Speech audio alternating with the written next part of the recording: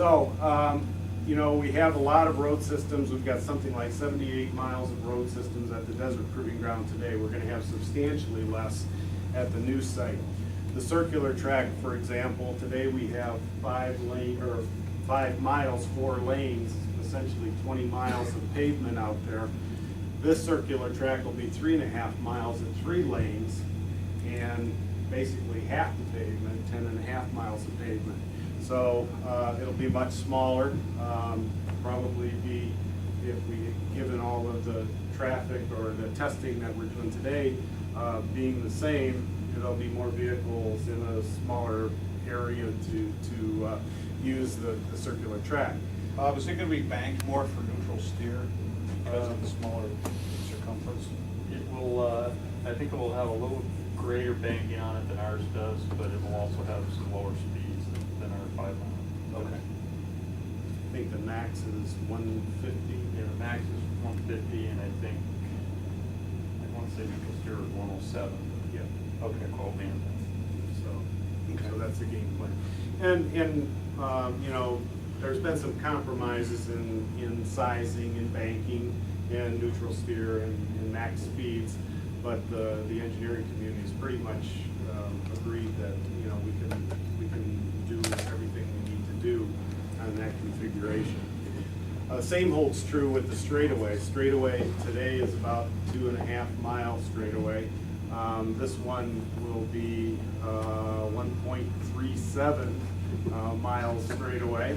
And again, this is part of a global template of straightaways, and I think there's a move to get more global, to be consistent in what we have at our facility to what we're building at other facilities. If you think about the circular track, for example, it's the 3.5 miles. It's the same size track as we have at the Coupon Proving Ground. The straightaway is going to be the same size as we have in Korea. The ride road will have very similar road characteristics as we have in Korea, as they're building in Korea, even as we speak.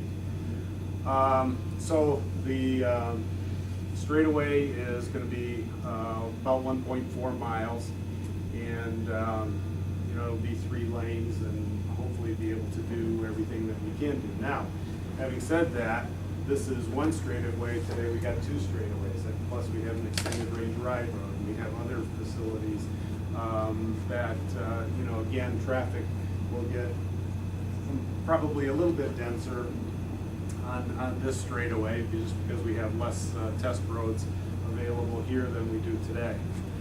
The dynamics pad is pretty much the same configuration as we have today. Size-wise, it's 1,000 feet by 1,000 feet, or somewhere in the 21 to 23 acres of asphalt. And so we will continue to have the dynamics pad available to us in this configuration. Complicated a little bit by city traffic durability and the durability course. City traffic durability is, we're going to have to use the dynamics pad for that, and so it'll be really a multi-use activity, and we'll continue to do chassis work as well out there. The ride road is pretty much all of the surfaces are being defined. As you guys know, the ride road we have today, we've got all kinds of different surfaces with different input to the chassis, and that is being defined by the development community. And this one will be a little bit more unique than what we've got today, in that it will be more in these foothills back here, and so there'll be some ups and downs and steering inputs that we don't have today, and it'll be, I think the mountains probably in this area, the one that's being blown up is somewhere right in here. So they've got a lot of work to do to get the mountain out of there, and then get the ride road in.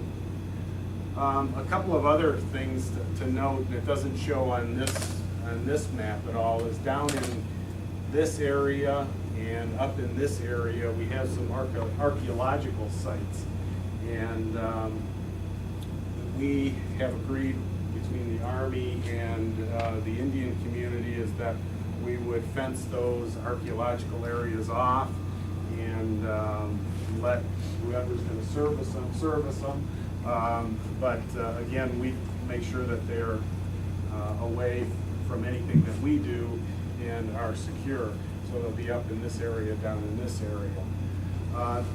You know, if you look at some of the other opportunities that we have, things that we don't have on this configuration, and we don't have money for, frankly, are things like the vehicle dynamics road course, which we have today.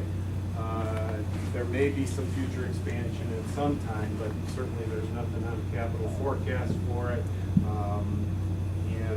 You know, I think the ability to have some space available in case we do something like that, or the fact that if we do get a Harley or Link West who uses our basalt tile areas quite a bit, if they wanted to come in and put in a basalt road or something like that, we do have room in this configuration to make some additional roads in